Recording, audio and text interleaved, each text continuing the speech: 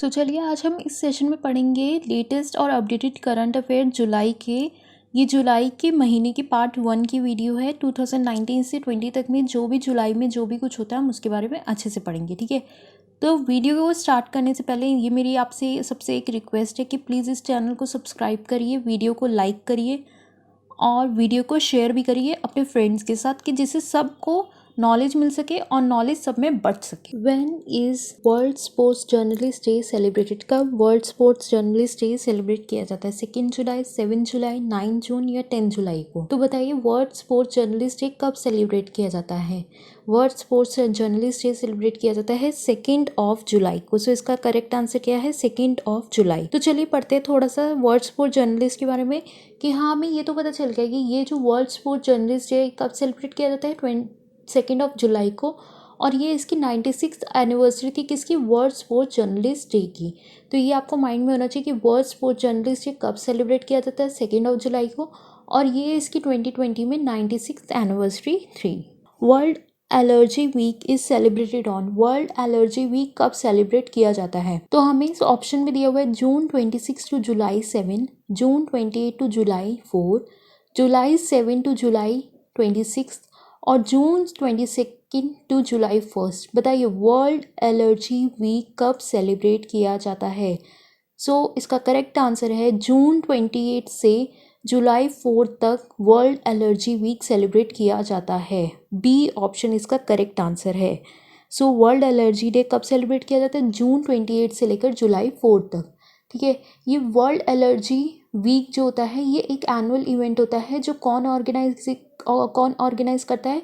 World allergy organisation इसे organise करती है, जिससे कि वो अवेयरनेस लोगों के अंदर जगा सके एलर्जिक डिजीज़ को लेकर कि हाँ उन्हें थोड़ा और अवेयर होना चाहिए डिजीज़ के बारे में। और इस साल 2020 में इसकी थीम थी allergy care does not stop with कोविड-19। सो इसकी इस साल थीम क्या थी? Allergy care does not stop with कोविड-19। सो चलिए इसका नोट पढ़ते हैं। सो वर्ल्ड एलर्जी ऑर्गेनाइजेशन के जो प्रेसिडेंट है वो है मोटोहिरो एबिसवा। प्रेसिडेंट इलेक्ट किया गया ब्रियान मार्टिन को, और इसके हेडक्वार्टर्स कहाँ है? किसके हेडक्वार्टर? वर्ल्ड एलर्जी ऑर्गेनाइजेशन के हेडक्वार्टर्स कहाँ है? Milwaukee, United states of America में वर्ल्ड एलर्जी ऑर्गेनाइजेशन के हेडक्वार्टर्स है। सो वर्ल्ड एलर्जी वीक कब सेलिब्रेट किया जाता है? जून 28 से लेकर जुलाई 4 तक। ये एक एनुअल इवेंट है। कौन इसे ऑर्गेनाइज करता है? वर्ल्ड एलर्जी ऑर्गेनाइजेशन, कि जिससे वो जागरूक कर सके लोगों को एलर्जी डिजीज के लिए।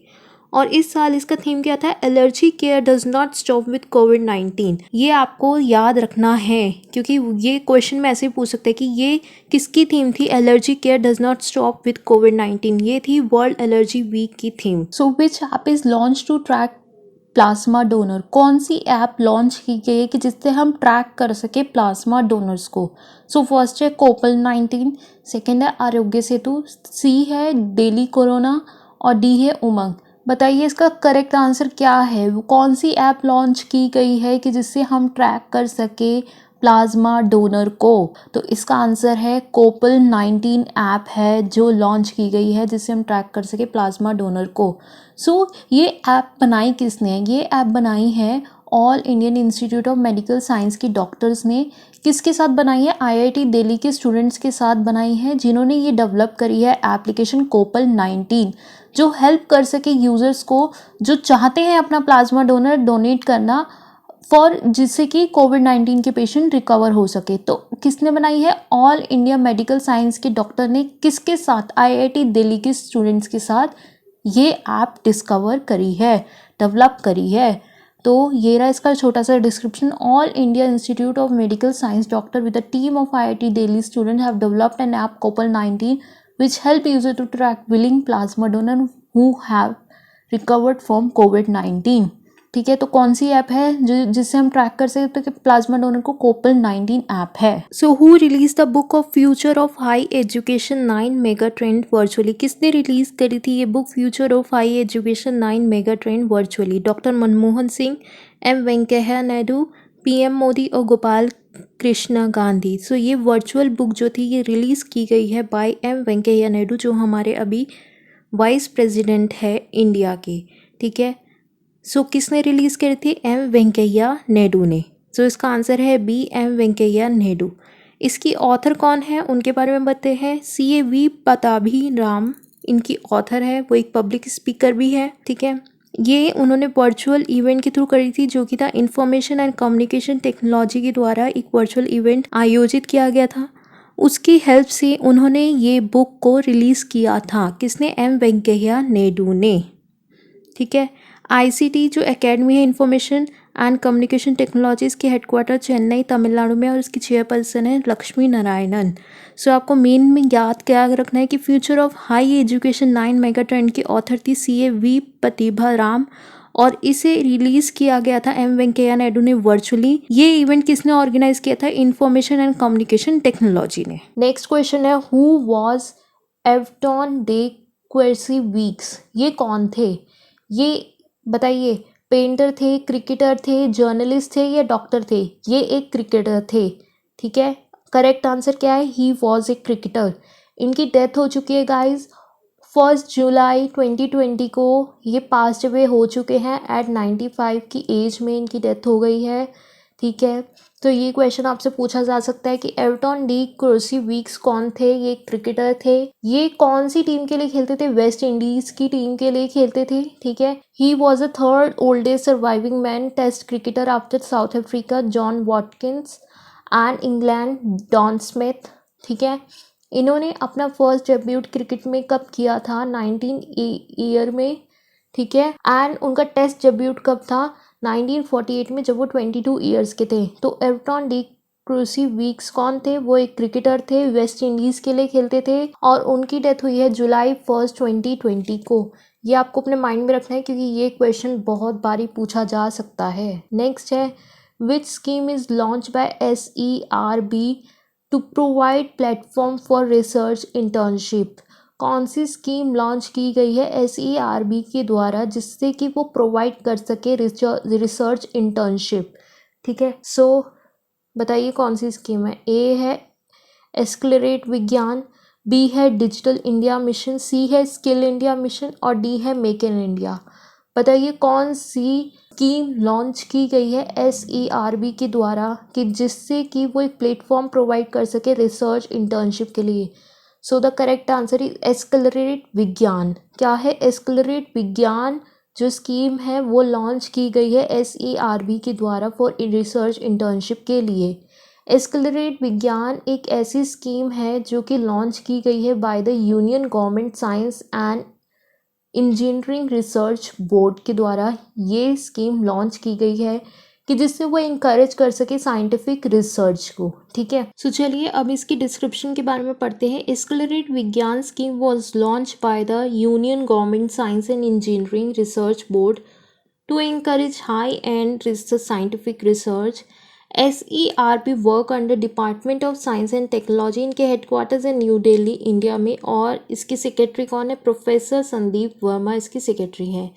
सो कौन सी स्कीम लॉन्च की गई थी SERB के द्वारा जिससे कि वो प्रोवाइड कर सके एक प्लेटफॉर्म फॉर रिसर्च इंटर्नशिप के लिए? कौन सी स्कीम थी? वो थी एक्सेलरेट विज्ञान। सो the next question is, which bank launched Insta Loan against mutual funds in partnership with Computer Age Management Services?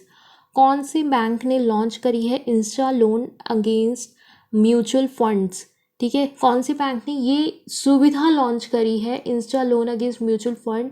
किसके साथ पार्टनरशिप के साथ? कंप्यूटर एज मैनेजमेंट सर्विसेज के साथ। सो फर्स्ट बैंक है ICICI bank, SBI bank, HDFC bank और PNB bank. So the correct answer is ICICI bank ने launch करी है Insta Loan against mutual fund की सुविधा with a partnership with Computer Age Management Services, ठीक है। सो इसकी डिस्क्रिप्शन के बारे में पढ़ लेते हैं। एक्चुअली ये एक बहुत अच्छी चीज़ है जो लॉन्च की है ICICI ने, जिससे कि ईजी हो जाएगा लोगों को लोन लेना, ठीक है, अगेंस्ट म्यूचुअल फंड्स, ठीक है। तो चलिए इसकी डिस्क्रिप्शन के बारे में पढ़ते हैं। ICICI bank launch Insta Loan against mutual fund, a facility in partnership with Computer Age Management Services. The facility is an extension of the Insta Loan against share. ये फैसिलिटी क्या करेगी? एक्सटेंड कर देगी। जो लोग लेते थे ना लोन अगेंस्ट शेयर के लिए, ठीक है। और ये एनेबल करेगी रिटेल कस्टमर को कि वो लोन ले सकते हैं, कितने तक का, 1 करोड़ तक का लोन वो ईजिली अवेलेबल करवा सकते हैं।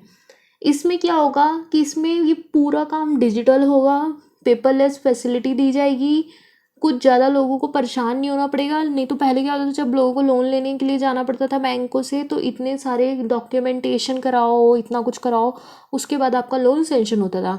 बट इस केस में क्या होगा, आपका लोन भी सेंक्शन हो जाएगा और आपको ज़्यादा पेपर्स भी सबमिट नहीं करवाने पड़ेंगे। मतलब जो इम्पोर्टेंट होगा वो तो आप करवाओगी, बट स्टिल एक डिजिटल फैसिलिटी की तरफ से आपका घर बैठे बैठाए सारा काम हो जाएगा। So who become the new MD of Chola M general insurance? कौन बना है इसका new MD of Chola MS general insurance?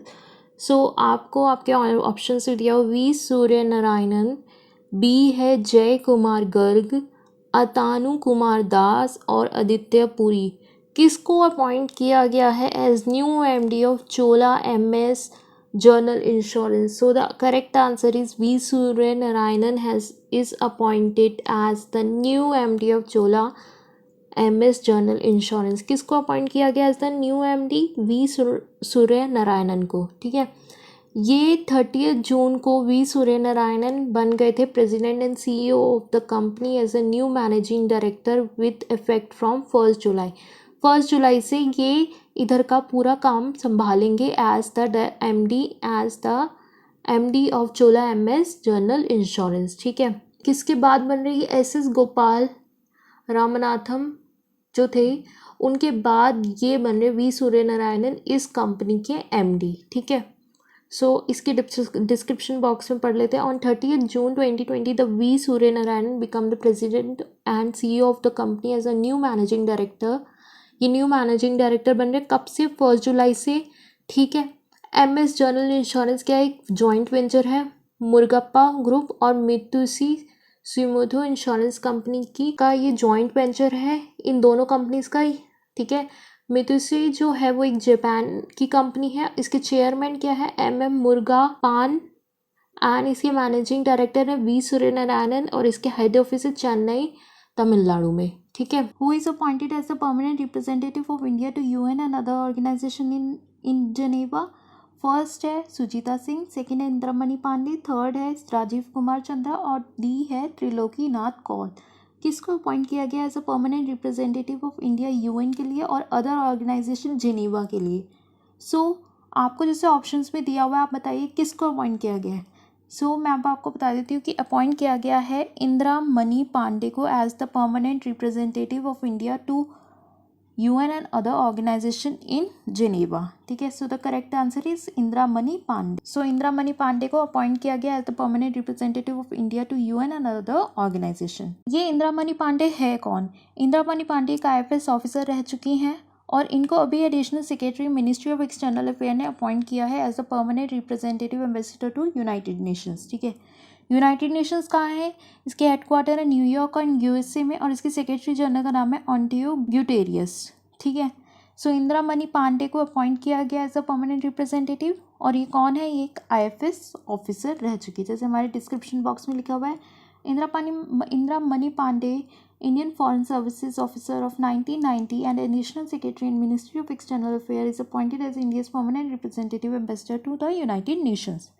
और यूनाइटेड नेशंस की छोटी सी हमने एक इन्फॉर्मेशन भी दे दी उसके हेडक्वार्टर्स और उसकी सेक्रेटरी जनरल की। सो अब हमारा क्वेश्चन है, which system is developed by Indian air force and CSIO on 2 MI-17 helicopter? कौन सा सिस्टम जो है जो डेवलप किया गया है by Indian air force and CSIO on 2 MI-17 helicopter के लिए? पहला ऑप्शन है आर्मी क्लाउड, B है एयरबॉर्न लोकटस कंट्रोल सिस्टम, C है साइबर सिक्योरिटी एंड D है लोकटस कंट्रोल। सो कौन सा सिस्टम डेवलप किया है इंडियन एयरफोर्स से एंड CSIO ने ऑन 2 MI-17 हेलीकॉप्टर? तो ये है एयरबॉर्न लोकटस कंट्रोल सिस्टम। आपने पढ़ा होगा वो जो लोकटस का जो अटैक हो रहा है उसको कंट्रोल करने के लिए इन्होंने ये सिस्टम बनाया है। ये अपने हेलीकॉप्टर्स के अंदर ऐसे स्प्रे लगा के रखेंगे और जब ये ऊपर से निकलेंगे तो ये स्प्रे को पूरा जहाँ पे भी लोकटस का अटैक हुआ है वहाँ पे ये करते जाएंगे स्प्रे, जिससे कि वहाँ पे लोकटस का अटैक जो है वो कम हो जाए और जिससे लोग ईजिली रह पाए, क्योंकि इस अटैक की वजह से बहुत लोगों को बहुत प्रॉब्लम भी हो रही है। तो चलिए अब इसके डिस्क्रिप्शन पढ़ते हैं। On 30 June 2020 Chandigarh based 3 base repair depot of the Indian air force and central scientific instrument organisation have developed an airborne locust control system. इन्होंने बनाया है, सेंट्रल साइंटिफिक इंस्ट्रूमेंट ऑर्गेनाइजेशन ने डेवलप किया है एयरबोर्न लोकटस कंट्रोल सिस्टम। किसके साथ? Indian air force के साथ। 2 MI-17 हेलीकॉप्टर्स जो होंगे वो स्प्रे करेंगे 800 लीटर्स तक पेस्टिसाइड कि जिससे कि ये लोकटस का जो है ये कंट्रोल में आ सके और लोग इससे थोड़ा राहत पा सके।